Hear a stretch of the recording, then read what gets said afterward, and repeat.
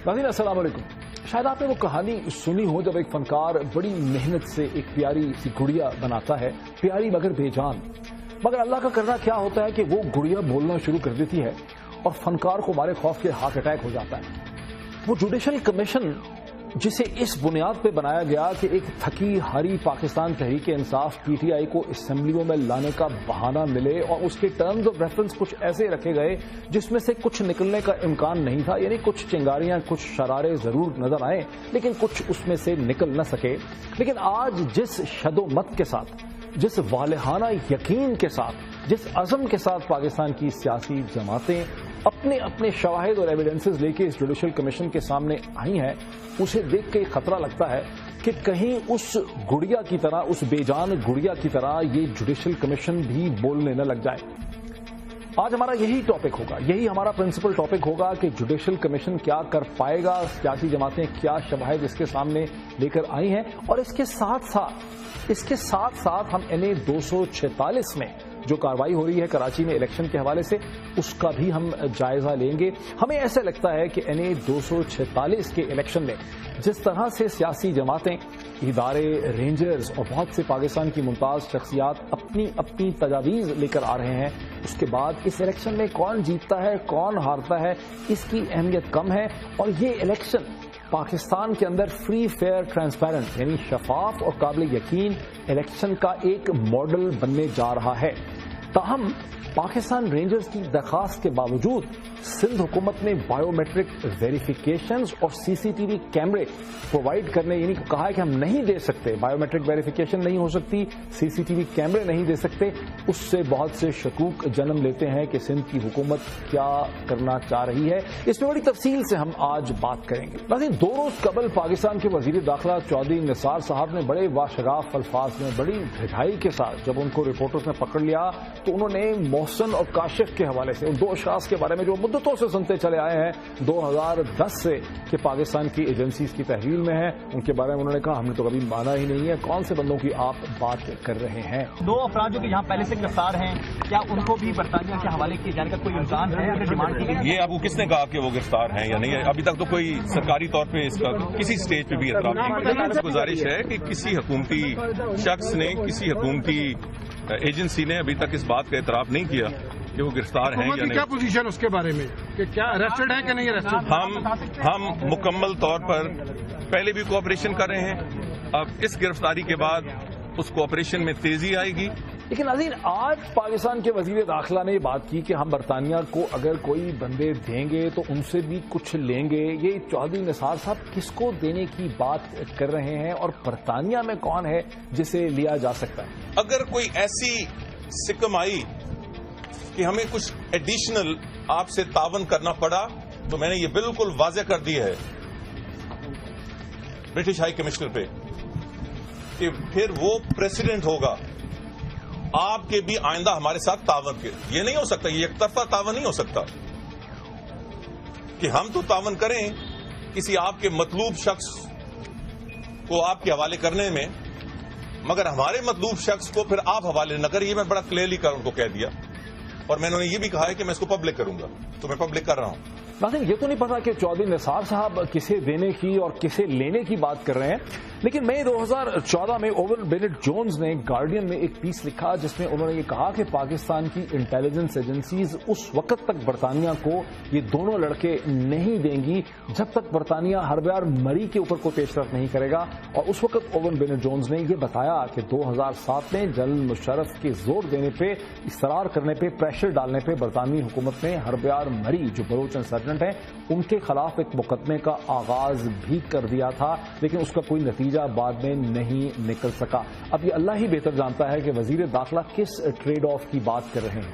नाज़रीन, जैसा कि आप सुन चुके हैं कि आज पाकिस्तान ने गौरी बैलिस्टिक मिसाइल्स का कामयाब तजर्बा किया। ये गौरी बैलिस्टिक मिसाइल्स 1300 किलोमीटर तक मार कर सकते हैं और रवायती और जोहरी दोनों किस्म के हथियार कैरी कर सकते हैं, यानी कन्वेंशनल और न्यूक्लियर। याद रहे कि इससे चंद हफ्ते पहले पाकिस्तान ने शाहीन 3 मिसाइल्स का भी तजर्बा किया। ऐसा क्यों किया जा रहा है ये समझना जरूरी है। भारत सरकार बहुत तेजी से ताकत के तवाज़न को अपने फेवर में बदलना चाहती है। आप मसलसल सुनते हैं कि कैसे कन्वेंशनल हथियारों की, एयरफोर्स के इक्विपमेंट की, जहाज़ों की खरीदारी की जा रही है। पाकिस्तान इन मिसाइल के तजर्बों से भारत को यह पैगाम देना चाहता है कि आप ताकत के तवाज़न को अपने फेवर में बदल नहीं सकेंगे। हम मसलसल ये इंश्योर कर रहे हैं कि आपके सरजमीन का कोई कोना भी हमारी दस्तरस से दूर नहीं है, खास करके आपकी जो जोहरी न्यूक्लियर सबमरीन्स हैं, जो आप समझते हैं कि आपकी सेकेंड स्ट्राइक कैपेबिलिटी है, वो भी हमारी जद में हैं। लेकिन नाज़रीन, जहां पाकिस्तान अस्करी एतबार से ताकत के तवाज़न को इस खित्ते में बरकरार रखने की कोशिश कर रहा है, वहां सियासी एतबार से भी ये देखने की जरूरत है कि इस खित्ते में क्या क्या तब्दीली रूनुमा हो रही है। आप सुन चुके हैं, आप सुन रहे हैं कि कश्मीरी मुसलमान मकबूजा कश्मीर में शदीद मुजाहरे कर रहे हैं, वहां वायलेंस भी हो रही है, पाकिस्तान के झंडे लहराए जा रहे हैं। ऐसा सब कुछ क्यों हो रहा है? ये इसलिए हो रहा है कि जब से नरेंद्र मोदी की भारतीय जनता सरकार, भारतीय जनता पार्टी की हुकूमत आई है, वो उस वक्त से कश्मीर के अंदर एक ताकत का तवाज़न जो गुज़िश्ता 20-25 बरस से है या 15 बरस से है, उसे बदलने की कोशिश कर रही है। पहले बीजेपी सरकार ने ये कोशिश की कि आर्टिकल 370 जो पंडित नेहरू, जवाहरलाल नेहरू के जमाने से कश्मीर की रियासत को, मकबूजा कश्मीर की रियासत को हिंदुस्तान की बाकी रियासतों से एक अलग स्पेशल स्टेटस देता है, यानी मकबूजा कश्मीर हिंदुस्तान की एक नॉर्मल स्टैंडर्ड रियासत से हट के है, वो एक नॉर्मल रियासत नहीं है। पहले ये कोशिश की कि इसको चेंज किया जाए, जब उसमें कामयाबी नहीं हुई, अब नरेंद्र मोदी की सरकार का प्लान ये है कि वो हिंदू कश्मीरी पंडित जो 1990 में गवर्नर जगमोहन के जमाने में यहां से एक हिकमत अमली के तहत, गवर्नर जगमोहन की एक हिकमत अमली के तहत यहां से चले गए थे, उन्हें स्पेशल कॉलोनीज में आके आबाद किया जाए, जिसे केपी यानी कश्मीरी पंडित टाउन्स का नाम दिया जा रहा है।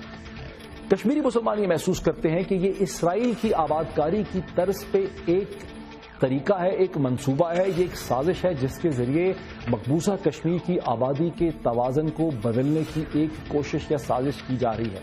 ये एक बहुत अहम सियासी डेवलपमेंट है, ये एक ऐसी सियासी डेवलपमेंट है इस खित्ते की जिसके ऊपर पाकिस्तान के सियासी अकाबरीन को और हुकूमतों को गहरी नजर रखने की जरूरत है। लीजिए, इसके बाद हम चलते हैं अपने आज के प्रिंसिपल टॉपिक की तरफ, जुडिशल कमीशन NA 244। एक ब्रेक की।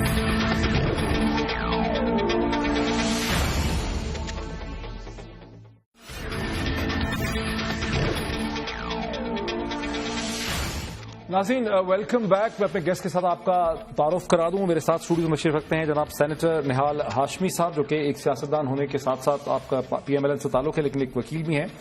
मेरे साथ तशरीफ रखते हैं जनाब कबर मोहम्मद दिलशाद साहब, जो कि फॉर्मर सेक्रेटरी हैं इलेक्शन कमीशन ऑफ पाकिस्तान के, और लाहौर से वाया सैटेलाइट मुझे पाकिस्तान तहरीक इंसाफ के सीनियर रहनुमा एजाज चौधरी साहब ज्वाइन कर रहे हैं, जो तहरीक इंसाफ ने जो मवाद और जो शवाहिद रखे हैं जुडिशल कमीशन के सामने, वो जुडिशल कमीशन में उनको बनाने में, उनको इकट्ठा करने में एजाज चौधरी साहब ने बड़ा एक कलीदी किरदार जो है वो अदा किया है। एजाज चौधरी साहब से ही बात को शुरू करते हैं।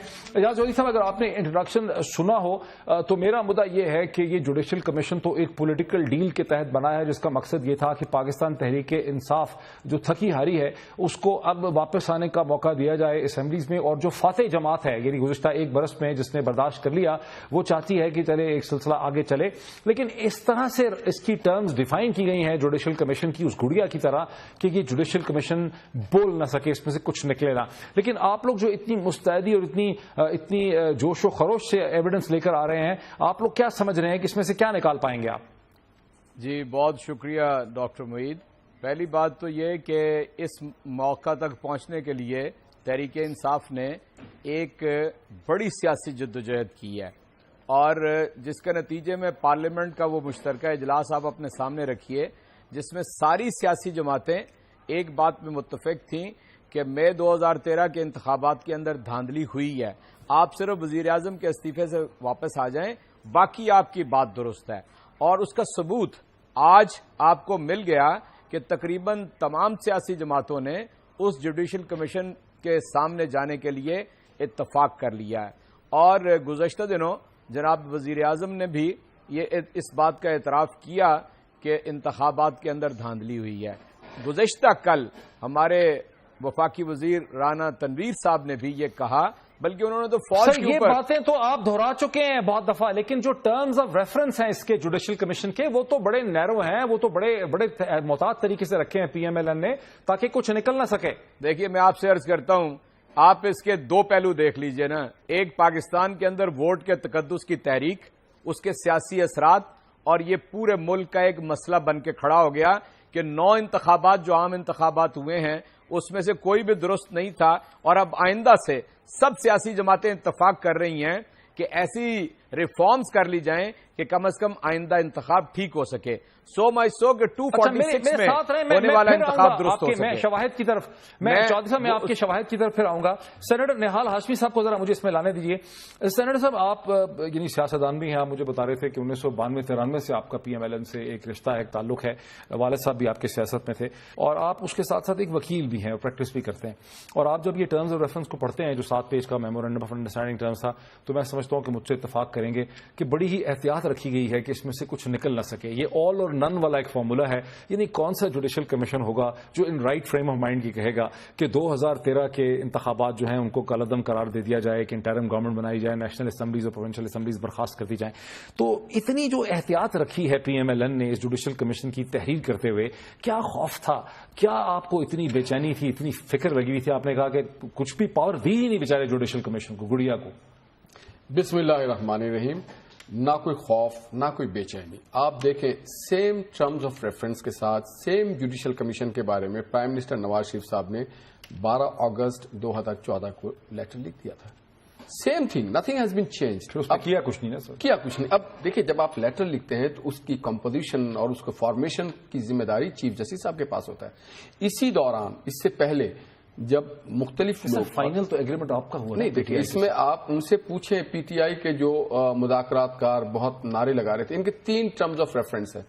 ایک وہ ہے کہ کیا 2013 کے الیکشن کو کسی نے اثر انداز ہونے کی وہ تو پتا نہیں، تو اس میں سے نکل تو کچھ نہیں سکتا نا. آپ آئیے جو پٹیشن انہوں نے فائل کیا تھا اس سے سپریم کورٹ نے اس بیسس پہ رد کر دیا کہ آپ بتائیے کہ ہم آرٹیکل انڈر سیکشن 225 کے ہوتے ہوئے کیسے کوئی فیصلہ دے سکتے ہیں. اب دوسری بات، اب جب یہ جائیں گے الیکشن کمیشن میں تو سب سے پہلے جو جوڈیشل کمیشن میں کیا ہوگا سر؟ میں آپ کو بتا رہا ہوں جو شواہد انہوں نے جمع کیے ہیں وہ کہیں گے کہ یہ شواہد جو پاکستان کے کانسٹیٹیوشن کے تحت ہے آپ نے الیکشن ٹرائبونل میں کیوں نہیں جمع کرائے. That is the only forum to decide someone. There is no room for a collective دیوار دیٹ الیکشن. اچھا میں اس میں ناظرین کو بھی شامل کر دوں. ناظرین میرے ہاتھ میں ایک پٹیشن ہے جو جوڈیشل کمیشن کے سامنے قمر دلشاد صاحب نے، جو میرے ساتھ اسٹوڈیوز میں موجود ہیں. قمر دلشاد صاحب بھی ایک پارٹی بن گئے ہیں، یعنی اب سے تھوڑی دیر پہلے ہمیں پتا چلا کہ متحدہ قومی موومنٹ بھی پارٹی بن گئی ہے. پی ٹی آئی تو ہے ہی ہے، اس میں پی پی پی بھی ہے، پی ایم ایل این بھی ہے، اس کے اندر اے این پی بھی ہے، اس کے اندر لیکن اب اس میں ایم کیو ایم بھی ہے. قمر دلشاد صاحب بھی ایک اسٹیک ہولڈر ہیں. آپ کیوں چلے گئے سر جوڈیشل کمیشن میں؟ نہیں، میں نے تو اپنے ایک تجربے کی بنیاد پر، جو ہے ہم نے اتنے انتخابات کروائے اپنی سروس کے دوران میں، تو ہم نے اپنے تجربے کی بنا پر اپنے عدالتی کمیشن کو ہم یہ بتانا چاہتے تھے. جیسے میں اپنی ایک ریکویسٹ کی ہے، میں اس میں پارٹی نہیں ہوں بلکہ ہم نے یہ کہا میرا موقف ہے. اس میں موقف یہ ہے کہ آپ نے جو انتخابات ہوئے 2013 کے، اس میں یہ آئینی طور پر قانونی طور پر جو فلاح پیدا ہو گیا، جو کوتاہیاں پیدا ہو گئی، جو غلطیاں پیدا، وہ ہم نے بتائی. سب سے پہلی بات یہ ہے کہ میرا اپنا پوائنٹ آف ویو ہے کہ الیکشن کمیشن پاکستان میں جو آپ کا جو 2013 نے انتخابات کرائے وہ آئینی اور قانونی طور پر اس میں فلاح ہے. اس میں اس لحاظ سے تھا اس کے پروسیجر کے مطابق 18ویں امینڈمنٹ کے تحت جو آرٹیکل 213 کے مطابق جو ممبر الیکشن کمیشن، چیف نہیں، جسٹس فضل ابراہیم کا ٹھیک انتخاب ہوا ہے، بالکل صحیح ان کا تقرر کیا گیا. لیکن ممبروں کے بارے میں جو طریقہ ہوتا ہے، پروسیجر ہوتا ہے، وہ اپنایا نہیں گیا. اس پر ہماری اس پرانی سابقہ حکومت کے خورشید شاہ بھی اس بات کے گواہ ہیں. انہوں نے نجی محفلوں میں بھی کہا ہے. جو مجھے شک ہے، جو میں نے نہال ہاشمی صاحب پہ چارج شیٹ پریزنٹ کی ہے، کہ انہوں نے بنایا اتنی محتاط طریقے سے ہے، جوڈیشل کمیشن کی گڑیا اتنی خوبصورت سی انہوں نے بنائی ہے کہ یہ بیچاری بول نہیں سکتی ہے. نہیں، آپ لوگ سارے جان ڈالنے کی کوشش کر رہے ہیں. یہ بات نہیں ہے، میں بتاتا ہوں. جناب ذوالفقار علی بھٹو صاحب نے بھی حامد رحمان کمیشن اسی انداز کا بنایا تھا جیسے آج عدالتی کمیشن بنا ہوا ہے، لیکن انہوں نے اپنا راستہ خود نکال لیا. تو اب یہ ہماری عدالتی کمیشن جس کے سربراہ چیف جسٹس پاکستان ہے وہ خود راستہ نکال لیں گے. ایسی کوئی بات نہیں, ٹیپ ریفرنس ایک طرف آ جائے گا, اپنا راستہ وہ نکال اس پر راستہ نکل سکتا ہے. اعجاز چودھری صاحب, چونکہ آپ کی پارٹی کو سب سے زیادہ امید ہے کہ ٹرمز آف ریفرنس تو آپ سے انہوں نے بازو مروڑ کے لکھوا لی, اس میں تو کچھ آپ کر نہیں سکے, لیکن اب لوگ آپ ایسے کوئی شواہد لے آئیں گے جس کے ذریعے کی جو گڑیا ہے جوڈیشل کمیشن کی, اس میں جان پڑ جائے گی, یہ بولنے لگ جائے گی. کیا شواہد آپ ایسے نئے لے کر آئیں گے اعجاز چودھری صاحب جو گزشتہ ایک برس میں آپ ہمیں نہیں سنا سکے, جو الیکشن ٹریبیونل کے سامنے آپ نہیں لا سکے؟ میں کرتا ہوں, دیکھیے یعنی ہم نے اس کے اوپر پورا ہوم ورک کیا ہے, اور ہوم ورک کے نتیجے میں سینکڑوں ایسی شواہد جسے آپ ثبوت کہہ سکتے ہیں وہ جوڈیشل کمیشن کے سامنے رکھے جائیں گے. اور جس طرح آپ 2-3 دفعہ ایک ہی بات کہی ہے کہ بڑی رکھے جائیں گے, میں رکھ دیے ہیں, رکھ دیے ہیں, اور مزید بھی 2 روز ہیں ہمارے پاس مزید رکھے جانے کے لیے. تب میں کہہ رہا ہوں, یعنی آپ نے 2-3 دفعہ ایک ہی بات ٹی او آر کے حوالے سے کہی اور بڑی محدودیت اس کو آپ نے عطا کر دی ہے. میں یہ کہتا ہوں نہیں, صحیح نہیں ہے. نہیں, میں آپ سے عرض کرتا ہوں, جب آپ کہتے ہیں نا سسٹمیٹک ریگنگ پروو کرنی ہے, تو ایک ہی پوائنٹ کافی ہے کہ 1 کروڑ اور 17 لاکھ ووٹ جو ہیں وہ ایکسٹرا بیلٹ وہ چھپوائے گئے, اور اس طرح چھپوائے گئے کہ وہ بالکل ہیپیزرڈ لگ رہے ہیں. اس کا وہ کیس ایک ہی کافی ہے اس پورے الیکشن کو نل اینڈ وائڈ کرنے کے لیے. اور یہاں آپ کے پاس کنور صاحب چودھری صاحب, الیکشن کمیشن کا دعویٰ یہ ہے کہ جتنے بھی الیکشن ہوئے ہیں تمام میں ایکسٹرا بیلٹ پرنٹ ہوئے ہیں. اگر چاہیے ہوتا تھا 8 ملین تو پرنٹ ہوتا تھا 9 یا 10 ملین, تو ہمیشہ ایکسٹرا بیلٹ ہوتا تھا پرنٹ. 2008 میں بھی ہوا ہے, 2002 میں بھی ہوا ہے, 1997 میں بھی ہوا ہے. یہ جو آخری 3 روز کے اندر ہوا ہے نا, اس طرح کبھی بھی نہیں ہوا ہے. اور یہ الیکشن کمیشن کو خود پتا نہیں تھا کہ اس کی تعداد کیا ہے. 11 لاکھ سے شروع ہوئے اور 1 کروڑ 17 لاکھ تک وہ چلے گئے. اس لیے میں سمجھتا ہوں کہ یہ ایک محدود سا فورم ہے, یہاں پہ گفتگو کریں تو کون سے ثبوت لا کر ہم آپ کو یہاں پہ بتا سکتے ہیں. لیکن یہ فیکٹ ہے, آپ اسے دیکھیں گے آئندہ چند دنوں کے اندر کہ پوری کتاب کھول کے رکھ دی جائے گی, جس سے یہ اندازہ ہوگا کہ انتخابات جو تھے 2013 کے وہ ایک پلان تھا. وہ اس کے پیچھے ہم نے افتخار چودھری صاحب کی بات ویسے ہی نہیں کہہ دی تھی, فخر الدین جی ابراہیم صاحب بھی استعفیٰ دے کے تشریف لے گئے تھے, اسی طرح رمدے صاحب کس طرح انوالو ہوئے. یعنی یہ پوری ایک سیکوینس ہے ایونٹس کا کہ جس کے نتیجے میں ہم اس پوائنٹ پہ پہنچ جائیں گے کہ یہ اندازہ ہوگا کہ اس طرح ایک سسٹمیٹک ریگنگ کر کے قوم کا جو اصل مینڈیٹ ہے اسے پارلیمنٹ میں ریفلیکٹ نہیں ہونے دیا گیا. یہ وہ پوائنٹ کے جو ہمیں سمجھنا چاہیے. ذرا رکیں سینیٹر صاحب, مجھے ایسا لگتا ہے کہ چودھری صاحب کو بھی اور قمر دلشاد صاحب کو بھی بڑی ایک امید ہے کہ یہ گڑیا میں جان بھی ڈالیں گے, اور یہ گڑیا کے پاس اتنی پاورز ہیں کہ جو ایویڈنسز اور شواہد یہ رکھ رہے ہیں جوڈیشل کمیشن کے سامنے, جوڈیشل کمیشن ان کو لے کر کہیں جائے گی. یعنی آپ کا کیا ویو ہے کہ جو ایویڈنسز رکھی ہیں جوڈیشل کمیشن صرف ان کو دیکھے گا کہ بھائی کیا ایویڈنس آپ کے پاس ہے, یا جوڈیشل کمیشن اس ایویڈنس کے نتیجے میں یہ فیصلہ کرے گا, یہ سوچے گا کہ اچھا اگر یہ میرے سامنے ایویڈنس رکھی ہے تو پھر مجھے کوئی انویسٹیگیشن بھی کرنی چاہیے. کیا وہ انویسٹیگیشن کرے گا؟ دیکھیے, مجھے اتفاق رہا ہے کہ میں 2-3 ٹرائبونلز میں پیش ہوں. ایک میر مرتضی بھٹو مرڈر کیس تھا, بڑا ڈیٹیل میں اس نے اپنے کیا, میں اس کا وکیل تھا, میں جا رہا تھا, مگر وہ چارج شیٹ نہیں کر سکی. چارج شیٹ اسی سب انسپیکٹر نے کیا جو کورٹ میں چلان کیا. ٹرائبونل نے بہت والیومز ریکارڈ کیا, ریگولر ناصر اسلم زاہد صاحب, غوث محمد صاحب, عباسی صاحب مل کے کر رہے تھے. اب دوسری چیز میں آپ کو مکمل کیجیے, بریک لینی ہے مجھے, جی جلدی کیجیے. دوسری میں بات بتانا چاہتا ہوں, اگر جو انہوں نے نام لیا تو کیا انہوں نے ایز وٹنس کے طور پہ افتخار محمد چودھری, فخر الدین جی ابراہیم اور کیانی صاحب کا نام ڈالا ہے, جو اس وقت ہم تو گورنمنٹ میں نہیں تھے. اور پھر مجھے لگتا ہے کہ یہ وہ افسانہ کہانی سچ تو نہیں بنا رہے جو مخدوم جاوید ہاشمی صاحب سنایا کرتے تھے دھرنے کے دوران. ٹھیک, آپ انٹرم گورنمنٹ کی طرف جا رہے ہیں, وہ بھی تو لوگ کہتے ہیں نا افسانہ ہے. ذرا ناظرین ایک بریک لیں, پھر دیکھیں کہ انٹرم گورنمنٹ کا جو افسانہ سنایا جاتا ہے وہ کیا تھا. After the break.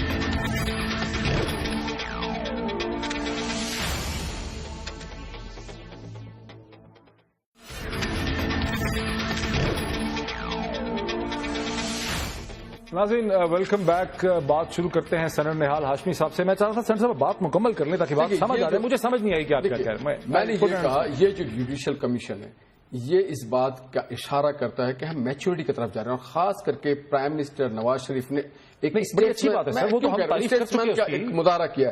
اب جو لوگ کھلاڑی ہوتے ہیں, مین پلیئرز, دیٹ واز اس وقت کون تھے؟ سی جے پی تھے, اس وقت کون تھے؟ الیکشن کمیشن تھے اور کیانی صاحب تھے.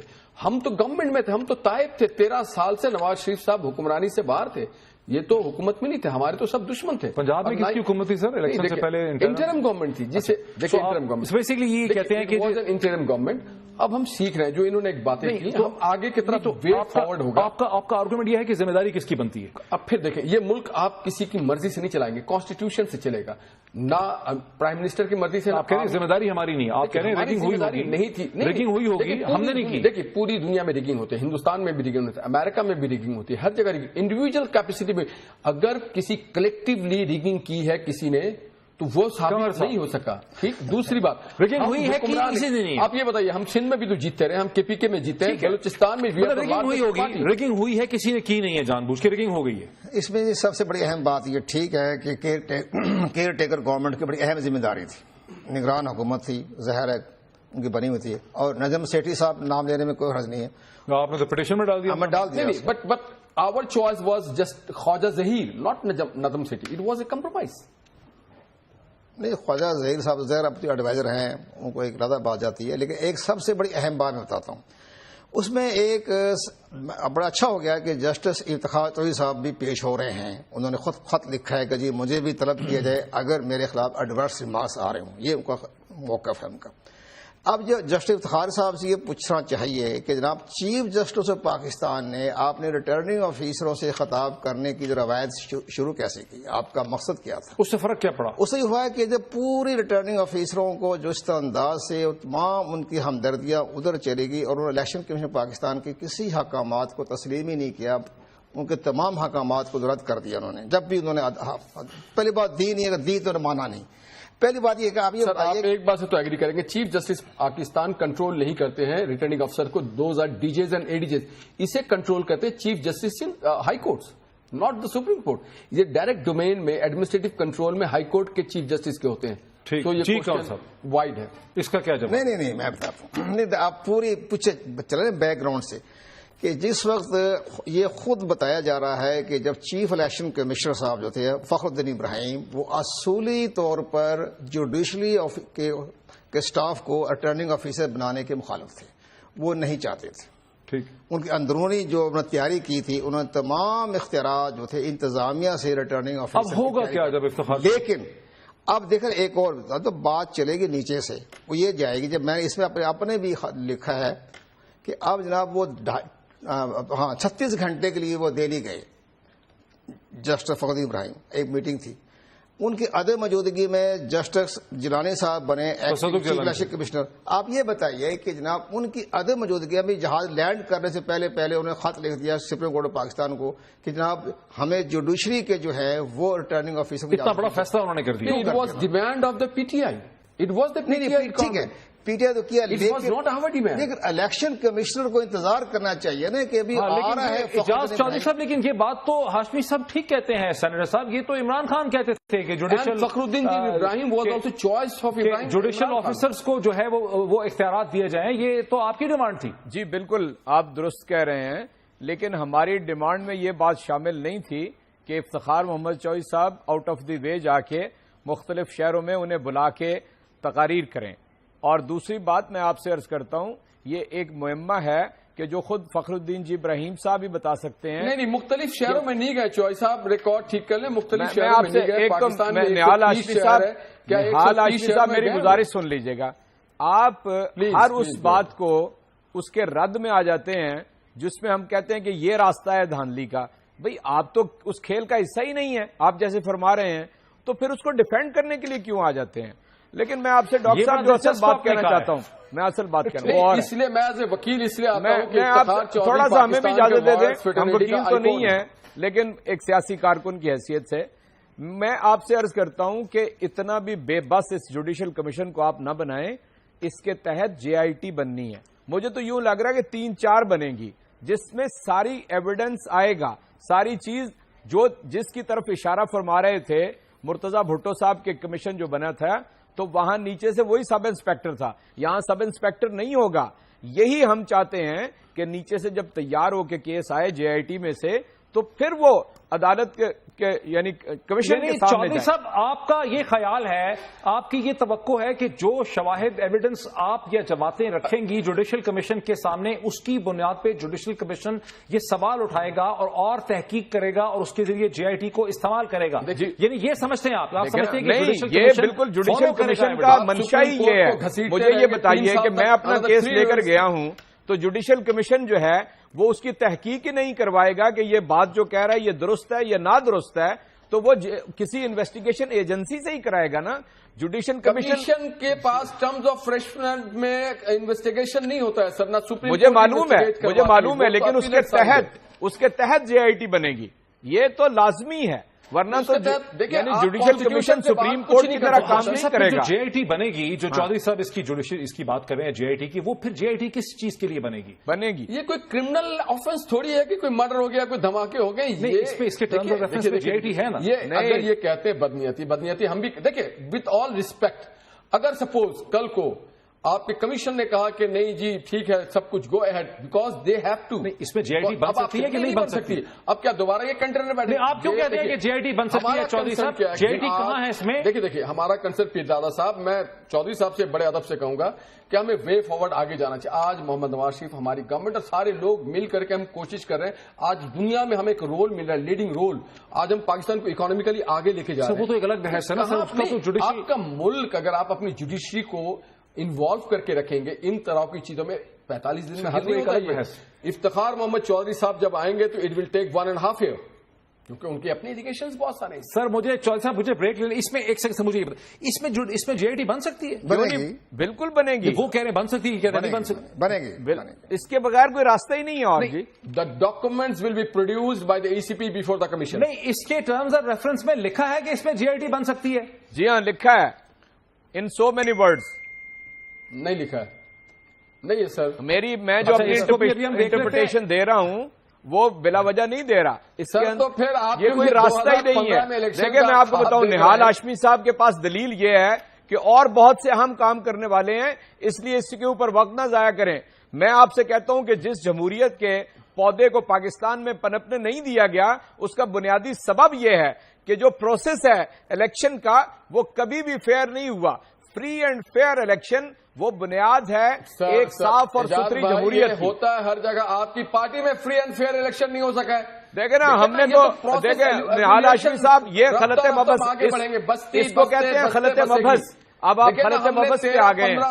ہماری میں کہتا ہوں کہ پاکستان کی اکانومی کو 107 سال کے 108 سال کے اندر مسلم لیگ نون میں تو کبھی الیکشن ہوا ہی نہیں، کم از کم الیکشن تو ہوا۔ پھنس گیا ہے یہ چودھری صاحب، رکیے گا، میں اس کو گتھی کو آپ نے یہ الیکشن ٹرائبونل میں بھائی کیوں نہیں پیش کیا؟ اچھا مجھے یہ میں آتا ہوں اس پہ ناظرین، یہاں ہم ایک بریک لے لیتے ہیں، لیکن جو چیز نہال ہاشمی صاحب کہہ رہے ہیں وہ تو ایسا ہے کہ وہ کہہ رہے ہیں کہ ہمیں کام کرنے دیں، اس پہ پھنسائیں نا، اس پہ ہم بات کرتے ہیں، جوڈیشل کمیشن پہ واپس لے کے آتے ہیں اس بحث کو ہم آفٹر دا بریک۔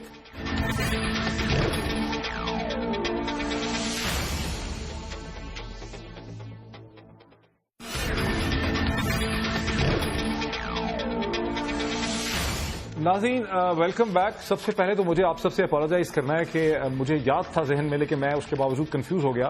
واقعی جوڈیشل کمیشن کے پاس اسپیشل انویسٹیگیٹو ٹیم بنانے کی طاقت ہے، اور اس کا جو پیج 5 ہے ٹرمز اینڈ کنڈیشن کا، اس کا جو پیرا 6 ہے، اس میں پہلے تو تمام جو ادارے ہیں وفاقی و صوبائی حکومتوں کے، ان کو تو ویسے ہی جوڈیشل کمیشن کے ساتھ کوآپریٹ کرنا ہے، لیکن اس کا جو پیرا 2 ہے، 6 کا جو پیرا سب 2 ہے، اس میں تو بہت ہی کلیئرلی یہ ہے کہ سب چیزوں کو اگنور کرتے ہوئے کمیشن کے پاس یہ طاقت ہے کہ وہ اسپیشل انویسٹیگیشن ٹیم 1، 2 یا 3 اسپیشل انویسٹیگیشن ٹیم، یہ میں چاہتا ہوں کہ کلیئرلی اس پہ کیمرہ ہمارا فوکس کر سکے۔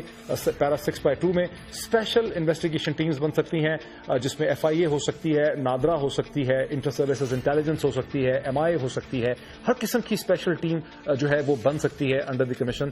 تو یہ کمیشن شاید اتنا پاورلیس نہیں ہے جتنا سیاسی طور پہ ہم اس کو سمجھ رہے ہیں۔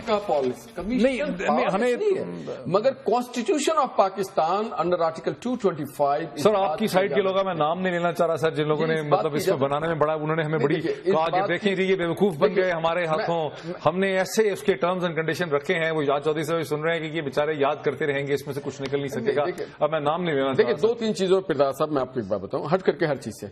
एक, जैसे हमारा नेशनल सेक्रेट होता है, हम जब कभी डिस्कस करते हैं टेलीविजन पे अपने नेशनल सेक्रेट्स को, तो उस वक्त भूल जाते हैं कि इंडिया भी हमें वॉच कर रहा है।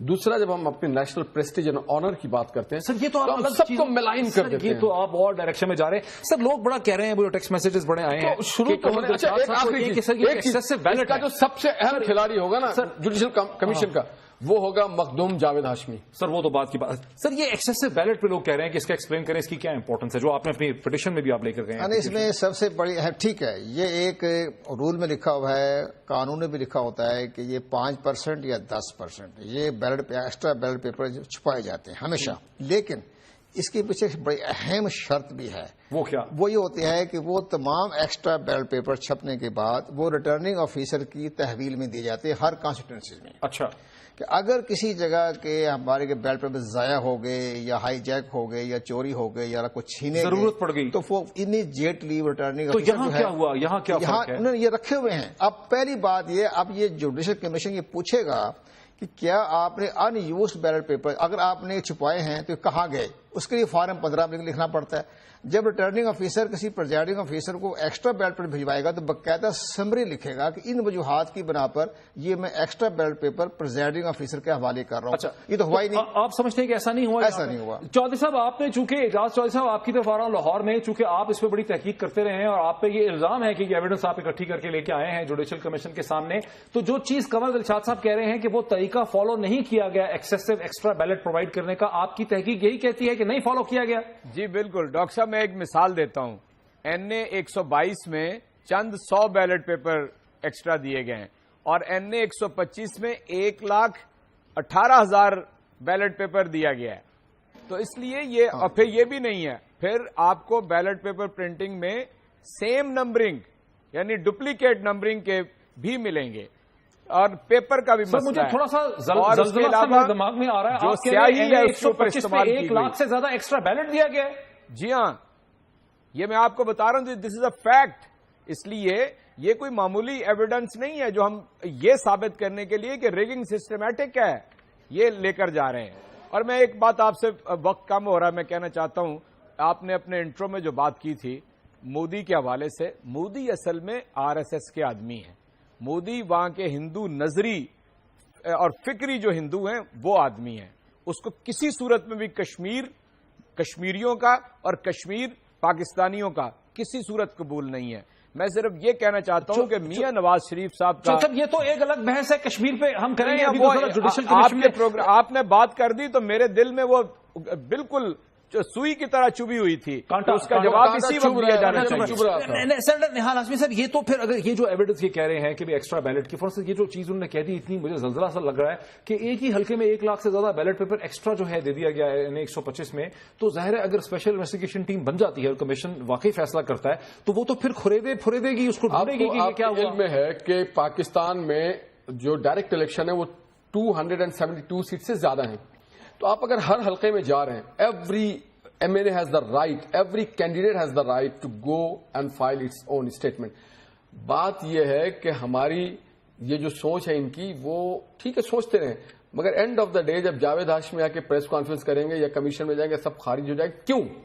कॉन्स्टिट्यूशन ऑफ पाकिस्तान कहता है आर्टिकल 225 कह रहे हैं जावेद हाशमी साहब को इस्तेमाल किया जाएगा, क्या बताएंगे? वो अनप्रेडिक्टेबल आदमी है। आर्टिकल 225 क्या कहता है? अगर वो खुद आएंगे तो आपको कैसे पता है सेनेटर साहब? नहीं, अब तक उनकी जो तजुर्बात से मुझे मुशाहिदात से अंदाजा हुआ, आर्टिकल 225 ये ब्रेकिंग न्यूज दे रहे हैं आप हमें। जी, मैं हाशमी साहब दोबारा आएंगे, आर्टिकल प्रेस कॉन्फ्रेंस करेंगे, उसमें होगा क्या? खोदा पहाड़ निकला चूहा, इनसे पूछेगी कमीशन कि आप इलेक्शन ट्राइब्यूनल में क्यों नहीं गए? मैं आपको बताऊं जी, कर रहे हैं सारे इलेक्ट्रॉनिक्स को आप जान कर रहे हैं।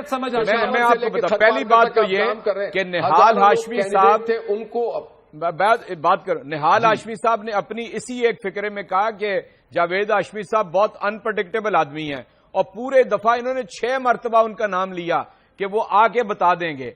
तो मुझे दोनों बातों में बड़ी कंट्राडिक्शन नजर आ रही है। इसलिए मैं ये समझता हूं कि ये उसी स्पिरिट के तहत جس اسپرٹ کے تحت جوڈیشل کمیشن بنا ہے اس کو آگے بڑھنے دیں. نہال ہاشمی صاحب میں آپ کو بتا رہا ہوں وزیر اعظم نے خود ایڈمٹ کیا ہے. خود آپ جو بار بار کہہ رہے ہیں نا, آپ بار بار کہتے ہیں کہ جناب آپ ٹرائیبیونل میں کیوں نہیں گئے. 90% سے زیادہ ٹرائیبیونل نے سٹرائک ڈاؤن کر دیا ٹیکنیکل وجوہات سے, بات ہی نہیں کسی کی سنی. میں آپ کو بتا رہا ہوں, اور یہ بات ڈائریکٹ سپریم کورٹ یہ سارا کچھ جو ہے جوڈیشل کمیشن کے سامنے جائے گا. شریف کی مہربانی ہے. وقت ہمارا بہت شکریہ. ہاشمی صاحب بھی, اعجاز چودھری صاحب بھی, نہال ہاشمی صاحب بھی, قوت دلشاد صاحب بھی. وقت ہمارا ختم ہوا ناظرین. اور ایک بڑی امپورٹنٹ جو ہم نے ڈسکشن کرنی تھی NA 246 کے حوالے سے, یہاں تو سوالات اٹھے ہی, دلچسپ بحث تھی, لیکن NA 246 کے حوالے سے تشویش کی بات یہ ہے کہ جب پاکستان رینجرز کہتے ہیں کہ بایو میٹرک ویریفیکیشن چاہیے, ECP کہتا ہے ممکن نہیں ہے, پچھلے الیکشن کے 2 سال کے بعد بھی کہتا ہے ممکن نہیں ہے, اور سندھ حکومت کہتی ہے ہم CCTV کیمرے نہیں دے سکتے.